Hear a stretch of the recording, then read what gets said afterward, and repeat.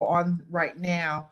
I'm just going to have everyone introduce themselves as being present. I'll do a quick overview. I'll kick it over to Co-Chair Parker, and then we'll get started. And I think we might be able to tackle what we need to tackle within 45 minutes, just to level set. Kaylin, I'm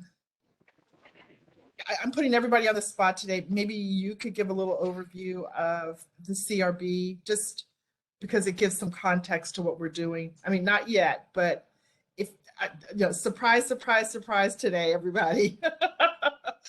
This is what happens when I'm foggy. Okay, all right. So let's just start with just identifying ourselves. Obviously, I'm Dana Moore, co-chair. Ashia Parker is on. She's traveling. I'm here. Good morning. Good morning, everyone. Ashia Parker, co-chair. Right. I see Kaylin Young. Kaylin Young, community member. We're going to kick it. City solicitor. Solicitor. I see Senator Corey McCray. I think that's Corey. I haven't seen him in a while. Hey, Corey. Madam Chair, it's great to see you. Corey McCray, Senator for the 45th Legislative District. Good to see you all. Yeah, good to see you. And just on a personal note, I follow Senator McCray on Facebook, and his, certainly he's a superstar, but I think the real superstar in that household are his children. They are rocking and rolling. They are really doing amazing. And I just wanted to acknowledge that. Yes. You tell them that people are watching and they're just doing great. Ray Kelly, I see. Good morning, everyone. Ray Kelly, community member. Welcome, Ray Kelly. Bob Cherry. Yeah, Bob Cherry here, member of the community and also representing the FOP. Welcome. I see Lydia Walther Rodriguez. Hey everybody, this is Lydia Walther Rodriguez, member of the community. Mark Washington. Yes, Mark Washington, community member. Great. Hello, Mark. Trey Murphy is on. Yes, good morning, everyone. Trey Murphy here, community member. And apologies, I'm trying to transition to a charger spot for my laptop. Oh, okay, we understand. Kaylin Young, who I've spoken with and identified. Welcome, Kaylin. I thought I saw Lisa Walden, who's given us great support. Hello. Yeah, good morning, Lisa Walden, Chief of the Police Legal Affairs Practice Group of the Law Department, and suffering many of the same allergy challenges that you're having, Dana. My heart goes out to you. Already identified Natasha is gonna be on the spot, in the spotlight in a minute. I see Tyler Adamson, who's one of our ex officio members. Welcome, Tyler. Got Jim Shea. Nikki Thompson, is that actually City Council President Mosby?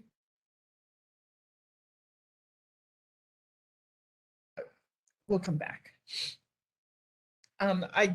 We did hear from Director Shantae Jackson. She's traveling today, so she can't join. She's signed up for everything, offline. She's 100% yes for whatever we ask of her. So just to share that. Do we have anyone on behalf of Police Commissioner Harrison? I don't think so. Okay, well, did I miss anybody in terms of introductions? All right, well, let's get going. I'll start and by sharing, after our last meeting, when we talked about the committees, which, thank you, I think we've heard from everyone, and everyone has said yes to how we designated you. I think, Trey, I'm putting you down as a yes for both committees. Thank you very much. We'll just clone you.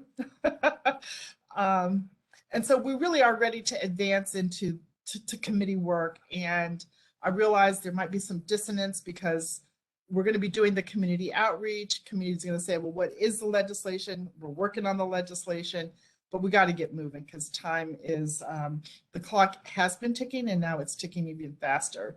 So for today, if there's anything to report from the committee, we'll hear about it. I don't think that there is. Before some of you got on, I asked Natasha Mayhew, who's the director of the Mayor's Office of Government Relations, to share some updates on some of the good news and some of the not so good news that came out of the legislative session. I think it's mostly really good news. I asked Deputy Director Kaylin Young, who is here in a community capacity, to talk just a little bit about the CRB and where that landed, because all of these things help inform our work as we go out into the community. And I asked Bob Cherry to talk about what he has accomplished in reaching out to St. Louis with respect to their local control efforts. So that's my intro. Deputy, I'm sorry, I'm rolling too fast. Co-Chair Parker, anything to add? No, just looking forward to the presentations we're going to get today and looking forward to committee work. Hopefully all the committees can meet before the next meeting. Agreed. So why don't we start with Natasha? Can we start with you and sort of the legislative updates, and then we'll go to Kaylin Young and then Bob Cherry, and then we'll circle back. Sure, and I'll verbally go through this as I didn't have a chance to change my presentation from a cabinet presentation to one for the local control board. But I will just give an overview a little bit about the session as a whole as the Mayor's Office of Government Relations, our priority package for the Mayor's Office. And then given that this is the Local Control Advisory Board, I'll just tailor it more so specifically to the public safety related bills we took positions on, and or other public safety related funding, because there was a larger priority package there that involved other issues outside of the scope of public safety. But just to give some baseline setting here, during the session there were 2,517 bills introduced. We tracked, the Mayor's Office of Government Relations tracked 695 bills. Those are bills that we deemed would have potentially some sort of impact on the city. And we had 13 bills that were administration priority bills, and of those 13, 9 of them had passed. And so it's a really good baseline of passage. Having 13 bills is a lot of bills for priorities. So to get 9 of those priority bills passed was a great achievement on our end. And so talking through some of these public safety bills here, some of these are bills that we supported, and some are ones that we put forward as administration bills. So one of the bills that we supported, which was a big push from the Attorney General's office and was sponsored by Senator Lee and Delegate Lopez, was the untraceable firearms. So this was a bill on ghost guns, and that bill did move forward and passed. Another bill that we supported that was sponsored by Senator McCray and Delegate Clippinger, this was Senate Bill 586, House Bill 441, pretrial release of a defendant to provide notice. It would require the Division of Parole and Probation to provide notice to the Baltimore City Police Department within a day of release of a defendant. And it would also establish a jobs court pilot program in Baltimore City. And I know Senator McCray is on the call today, but we do really thank him for that bill and working with him on it. And glad to see it passed.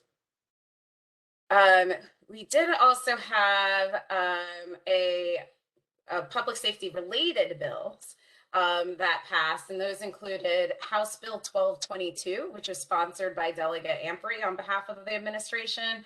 And this establishes the Baltimore City Behavioral Health Crisis Incident Review Team. And so this is a team that consists of the Baltimore City Health Department, the Baltimore City Police Department, and the local behavioral health authority for Baltimore City, which currently is Behavioral Health Systems Baltimore. And it allows them to share information and data as it relates to behavioral health crisis that have police involvement. This is something that stems from an assessment that we were required to do under the consent decree. The goal is to really reduce the interactions with people, between people having behavioral health crises and the police department, but also to examine those interactions, improve upon them moving forward, ensuring that people are provided the services they truly need rather than any additional involvement in the police and criminal justice systems that aren't warranted. Additionally, we had a bill that was sponsored by Senator McCray and Delegate Bridges on behalf of the administration, Senate Bill 568, that had to do with the limitations on use of overdose reporting records for criminal investigations or prosecutions. And so this was closing a bit of a loophole here. A couple of years ago, the General Assembly passed a bill that established an overdose mapping application, and the EMS providers would input this information into the app, and the mapping app would allow for this information to be used to really highlight where you're seeing spikes in overdoses, that sort of information. There was a provision in the law that said that the information was not to be allowed for criminal investigations or prosecutions. And what we were finding was that investigators were trying to get that information not from the mapping application, but directly from the EMS providers.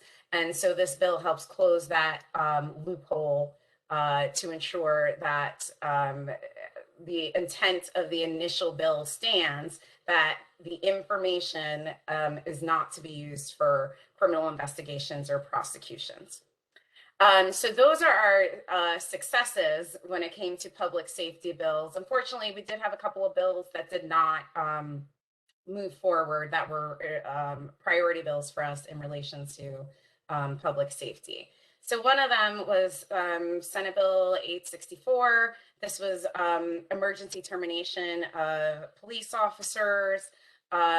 This was a bill where the intent was really to address situations in which the actions of an officer were just so egregious and witnessed by people that would give the authority to the police commissioner to terminate that officer. So this, to give a good example of this, would be the case of, Derek Chauvin, and the fact that in Baltimore City, that an officer as Derek Chauvin would not have been able to be fired. This bill would have been able to give that authority, but it did not move forward. And for some of these very police specific bills, there was such historic legislation passed in the prior session as it related to police reform. And so, as that continues to get implemented, as the state goes through completely changing a lot of these provisions, it was a little harder this year to do changes as it relates to police issues without fully seeing the last year's reforms in place.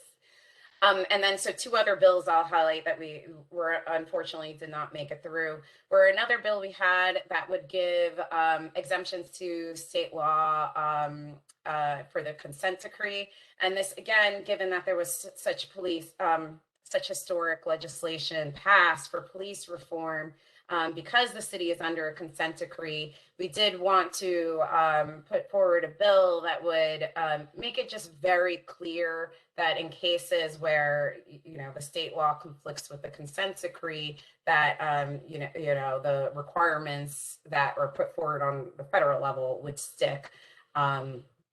And would triumph over any of the other changes.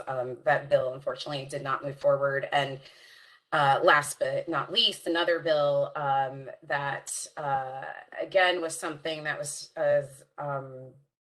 our consent decree does require a pretty thorough, vetting of officers. We did have a bill to allow for screening during the application process of social media of officers, and that bill also did not move forward. But aside from the legislation, I will also highlight a few of the budgets, police budget related issues that we were very successful in getting. And as many of you know, this was quite a year of surplus funding in the General Assembly. So we were fortunate to get some additional money to some of our public safety needs. And that it just includes $10 million for the Northeast and Northwest police district stations. And not police, but also just on the public safety side, I'd highlight that we also were able to get $10 million for two of our city firehouses, and that was the Collins Street and Minnesota Avenue firehouses. So it's just a very brief. Oh, one other thing was for warrant apprehension. We did get $6.25 million for warrant apprehension programs. So just wanted to make sure to highlight just some of our legislative accomplishments, some of the things that unfortunately didn't move forward, but also our budget wins as well for public safety. Great, thank you. I think we were all pretty excited when we heard this update at the cabinet meeting, and I did think that the public safety accomplishments were important for what we're doing here. So thank you for being willing to share. Senator McCray, not to put you on the spot, but to put you on the spot. Anything to add before we open it up for any possible questions?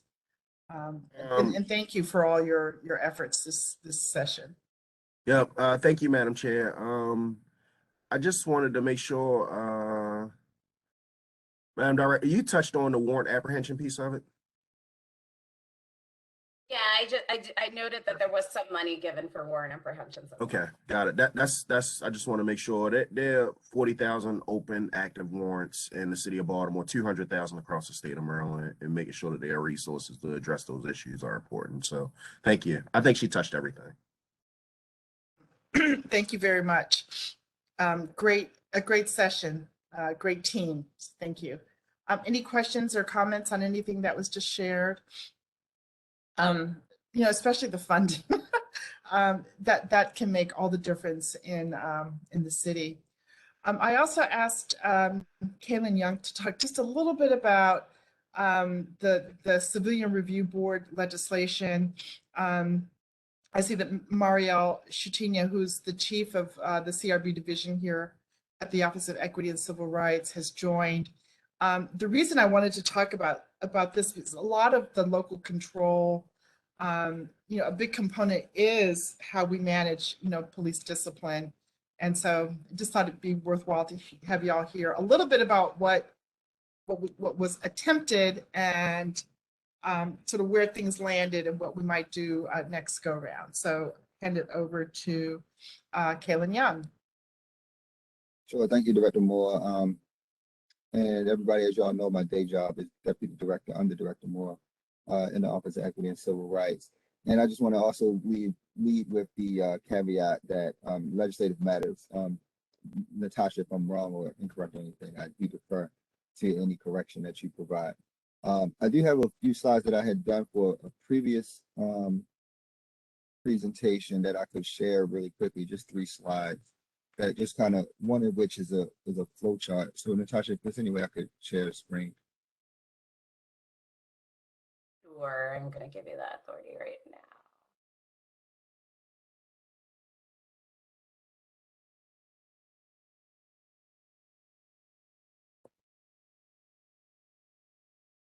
It was illuminated. Thank you.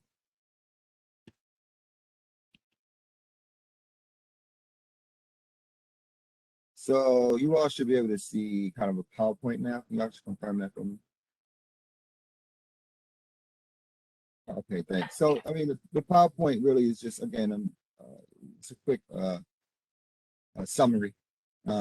Basically, what we were fighting for, or negotiating, I should say is a better word, with advocates and some legislative sponsors, had to really do with investigatory powers as it pertains to allowing for the Office of Equity and Civil Rights to do independent external investigations for the police department. There was a hang up on which group, whether the police accountability boards or the administrative charging committees, would be making the decision on who tells us when to do an investigation on a particular complaint. There was no compromise reached there. So ultimately, where we land is that there was no new real legislation passed as it pertains to it. The CRB will remain as is currently constituted with limited investigatory power on 5 complaint types that it currently has under state statute, and with the ability to provide recommendations for discipline to the commissioner, but not disciplinary decisions that are binding, which under HB 670, the charging committee has that power. And then, of course, at the same time, we'll have to implement the Police Accountability Board and Charging Committee structures and trial board structures under HB 670. One piece of legislation was passed, which allows for all legislation, all investigations of misconduct involving the public to be reviewed by the charging committee. That was more so a legislative fix. So the main piece that I really want to show you all is this slide here, which really just breaks down the flow chart of what the accountability structures will look like, at least for the next year. And again, with the caveat that everyone, I think, understands that this is kind of duplicative at this point on a certain level. So we know that we need to try to reconcile it in the future in the way that we weren't successful in doing this year. Essentially, again, the top side of this is HB 670, and most of which will be staffed, most of the process of which will be staffed by the Office of Equity and Civil Rights. And then the bottom section is what we already do with the Civilian Review Board right now. So moving forward and concluding, won't take too long. We will continue with the CRB as it's currently constituted, having to navigate and manage pulling that new board together with the HB 670 required a city council ordinance to be passed to determine the structure of the Police Accountability Board, particularly who the members are, how they're selected, etc. So that should be coming in either this hopper or next hopper. I'll defer to Natasha for that. The appointments of those individuals and the solicitation, selection, and appointments of those individuals for those boards also needs to happen in rapid fire. We have to establish the policies and procedures, and then of course acquisition of funding support. And that's just really building out the department that needs to exist and one that does not currently exist, and all of the things that go along with it.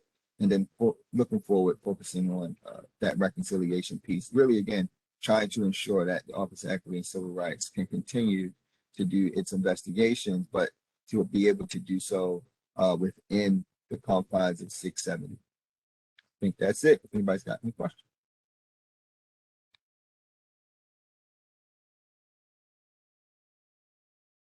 Okay, any questions, comments?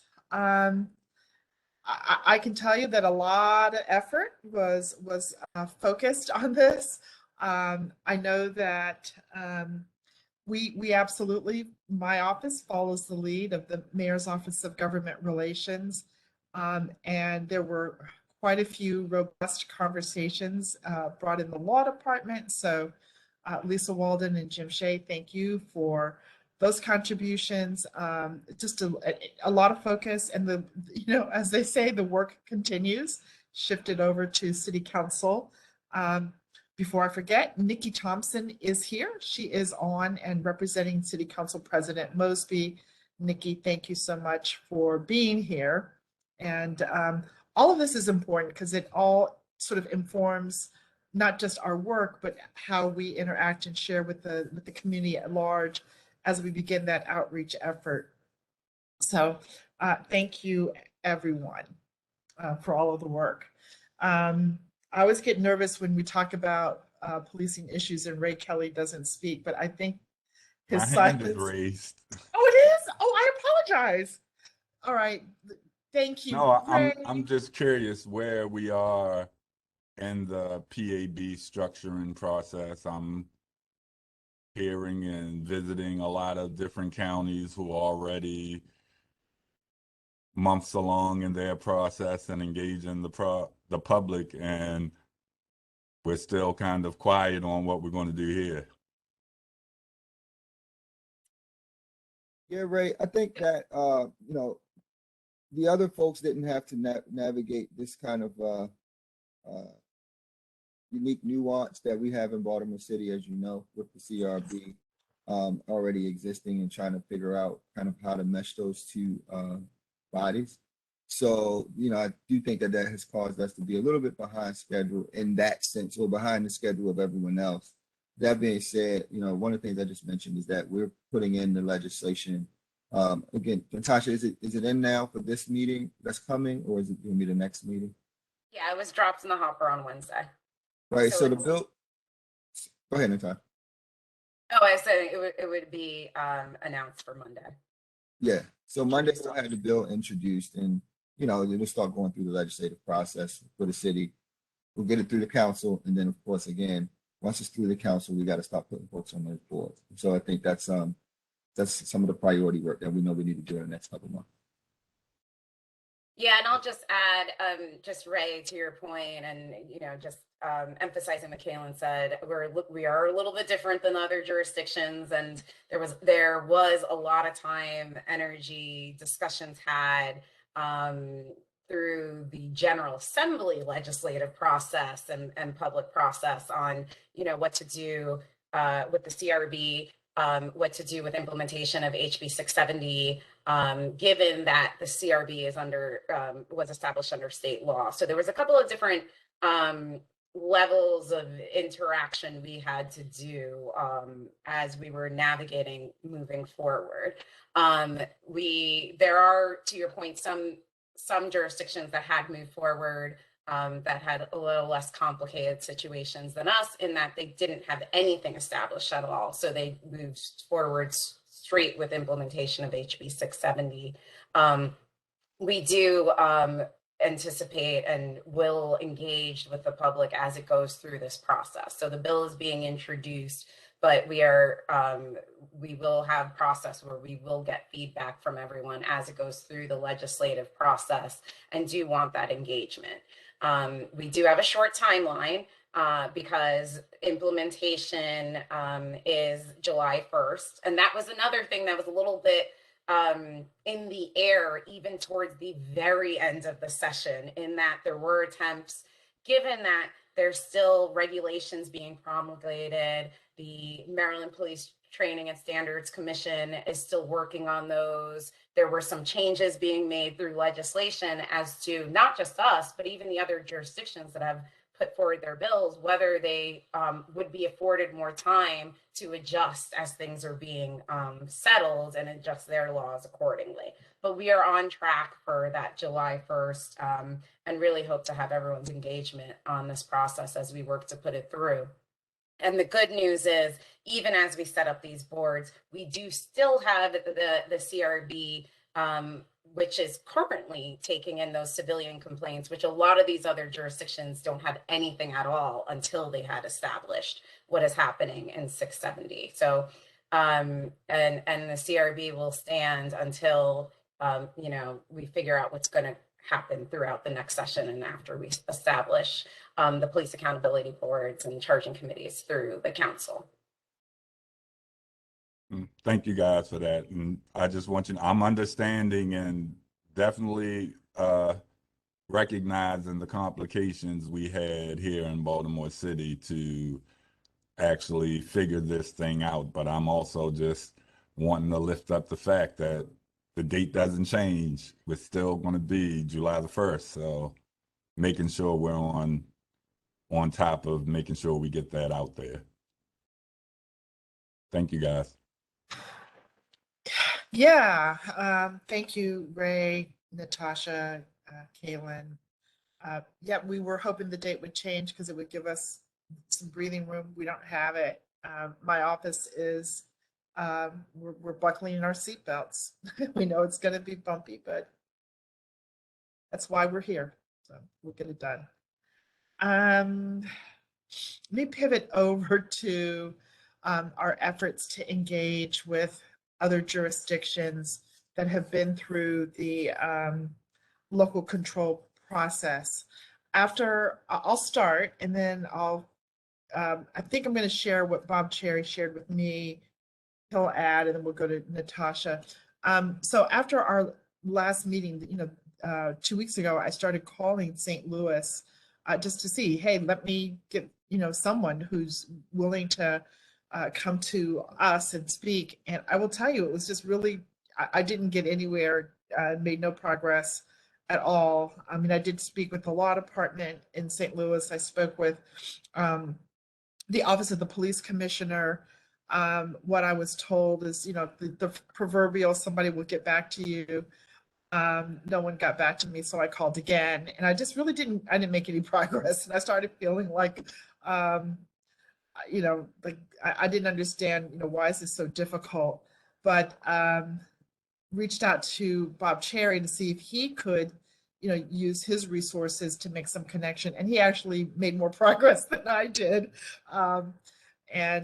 He has made contacts within St. Louis, within the police department, as well as the labor union. And the plan now is to go to the next step and to have conversation with individuals next, I won't say next week, but soon, with you know, myself and Ashia Parker and Natasha, and just you know, have them understand what it is that we want, what we would like to have shared, and then bring those people to this group. So I'm feeling a little bit more hopeful that we'll actually have one or two humans to actually talk to us about the St. Louis experience, which, if you all follow, if you know, someone asked me if we could send documents. St. Louis, you know, they had local control, then I think they lost it or they gave it up, and then it came back. It's been a little bit of a moving target, which makes for a very interesting story. So that's what I have to share about trying to get guests to come here and speak with us. Bob, anything to add to what I've shared? No, I think you covered it, Madam Chair. You know, we're hoping that next week I can get, you know, those folks from both. And Dana and I spoke, just so the committee knows this. I thought it was important too that we, you know, reached out to the St. Louis Police Association. So unlike Baltimore, they don't have an FOP. Their bargaining unit is a police officer association. But I spoke to Jay Schroeder, and they're willing to, you know, assist us in terms of what didn't work with them, so we get that perspective. And then, like I said, hopefully Chuck Wexler and Perth will make those connections with command, and we can get someone high up in command who is at least willing not to give you, as you said, Madam Chair, the proverbial they're in this. I know they just finished a labor contract a couple months ago, so that might be some of it. I don't know what changed in that contract with local control, but at least we'll get a perspective from St. Louis. And then, as you said, Madam Chair, earlier, I'll look into Texas. Was it Austin? Who went through a local control there? Whoever it was, we'll check with them just so that again, if the committee recalls, we talked early on that we wanted to bring in maybe 1 or 2 cities in addition to St. Louis. And again, I know time is of the essence, just to give us a foundation or a framework as we begin to put together our charter and develop and devise the language that we're going to be presenting to the voters in November. So hopefully I can get them dialed in with you and your co-chair, Dana, next week, and Natasha, and we can then schedule them to meet with our committee.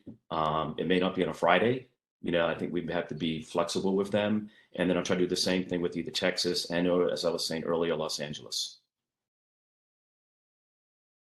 And if I may add to that, Madam Chair, I do have an initial response from the Law Enforcement Action Partnership. I know you noted at the previous meeting there were 3 people that my team has been talking with that we were working to get scheduled. Tentatively, we have at least one of the 3 for next week, and we're just seeing if one of the others can join. I think similar to as Bob had raised, some people do have problems with we've had these meetings on Fridays, and so that doesn't necessarily work for everyone else. But to the extent that if there needs to be follow-up discussions with others from that group that can't join on this Friday, I'll let them know that we could potentially be flexible with them as we continue if we need to have follow-up meetings to have them at other dates and times for these topics. But they would at least give a bit more broad than the specific cities that we're working on, but just a little bit more of a broader overview of kind of the methods and manners of local control. So I think it would be really great to have that big picture as well as the very specifics that these other jurisdictions can provide to give that sort of boots on the ground of how it's working in those other jurisdictions. Yeah, I mean, great. Good progress. Yes, if they can join us next Friday, that's terrific. I'll just speak for myself. I'll meet on Saturday. I'll meet on Sunday. I'll meet whenever someone is available, to meet with us. I in my head is, I've been cautioned to not, commit my staff on a, after hours or on the weekend, but that doesn't mean I can't. I mean, and I will join whenever someone's available to meet with us. We'll make it happen, and we can pivot any hour, any day. Just talk to us. So that's a yes. We can make it work. Before I kick it over, I just want to acknowledge Andy Smullian has joined and is here on behalf of Police Commissioner Harrison. So we've got a pretty full complement now. Sorry, any one more comment? thing, Madam Chair. Sure. Sorry. So the other thing I'll add, because I know we got a message in the chat about these presentations and being able to share documents and briefs, and of course, to the extent we have them from people, we will share those and get them posted on the website. The other thing I'll add, and there's been a little bit of a tech delay on our end here, but we have also been recording some of these meetings. Not the very beginnings, but for the past couple of meetings, we have been recording them. I'm working with IT. I believe because these are large files and the way the website works, as opposed to having them download, I think the easiest way to move forward is to set up a YouTube page or such where people can view the presentation. So just want to acknowledge that I'm working to get these out publicly to everyone. So should you miss a meeting, that you'd be able to see a recording of it. Okay, terrific. Thank you. And I guess a little footnote for me would be, is there an opportunity soon to meet in person? Even if we have just one meeting in person, I think that would be really, really great.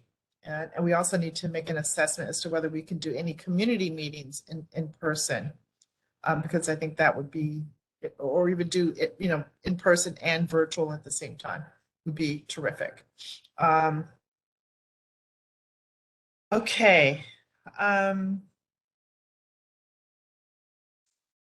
So you'll let us know if we can get LEAP confirmed for April 29. Any questions or comments about what we've covered so far? So let's Tyler, are you I had my hand raised about the police accountability board stuff. sure? I know there's been a lot of outspoken organizations and individuals about the police accountability board. Can you respond to sort of the sentiment that the police accountability boards are not as strong as the civilian review boards and why those are preferred over one or the other? I know the ACLU has continually put out a bunch of comments about it. Right, can I take So this? I sure. I actually don't think we should opine on that in this venue. There's been a number of conversations and those conversations continue. And I wouldn't want to jeopardize or have an impact in a public meeting about this matter, opining on that matter, but happy to have that conversation offline. Can you explain why that's the case? Again, it's just a matter of kind of trying to keep things separate. It's good to talk about that here, but there are also members of some of those organizations on this board, and I wouldn't want to be disrespectful to their position or the organizations that they're associated with in those positions in this meeting when we aren't, necessarily prepared to have that conversation like here. So again, happy to have that conversation offline, but again, I just think that it's better suited for us for those policy difference conversations to have that in the appropriate venue. Okay, thank you. I just want to say if I'm okay, Tyler, can you just hold on just a second? Sure. I appreciate your comment, and I agree with it. Tyler? Yeah, I just wanted to make sure that I think I don't disagree with Kaylin in the sense of I don't think this is a conversation for the nuts and bolts of policy, but if elected officials have determined that they think this is the best model for police safety and public accountability, I do think it is appropriate for those leaders to comment on why they think that is more important more broadly, if this is the model that we're going towards in terms of how these communities will be protected and adjudicated for. And I think the public has a right to know what that is and why the justification is for them pursuing that model. So I don't disagree. Yeah, what I wanted to say is I don't disagree about the public's right to have information, but this really is not the forum for delivering that information. Elected officials, I mean, I can't speak for any of the elected officials, and certainly would want them to have their own opportunity to decide how they best message whatever it is they feel that needs to be messaged. So this is being recorded. Your comment is noted, certainly valid. And I think it's something that we as a committee, as a board, as we begin our community outreach, is something that we're going to have at top of mind and be prepared to hear comment on, and then be guided by what the community comments. So really, really very, very much appreciate you bringing that to us, Tyler. What I wanted to do, unless someone wants to add on that, is go ahead, Natasha. I was just going to add, I mean, the police accountability boards and administrative charging committees were established under House Bill 670 that was passed by the State General Assembly. So, I mean, as you are talking about, the elected officials, that was the bill passed by the General Assembly to create this statewide structure. So I just second the Madam Chair and Kaylin's observations that there's little we could say about this process, and there is that state structure that has been set up for the entire state. So our job at this point is to implement, and there are other factors and things, but that is sort of a separate conversation there.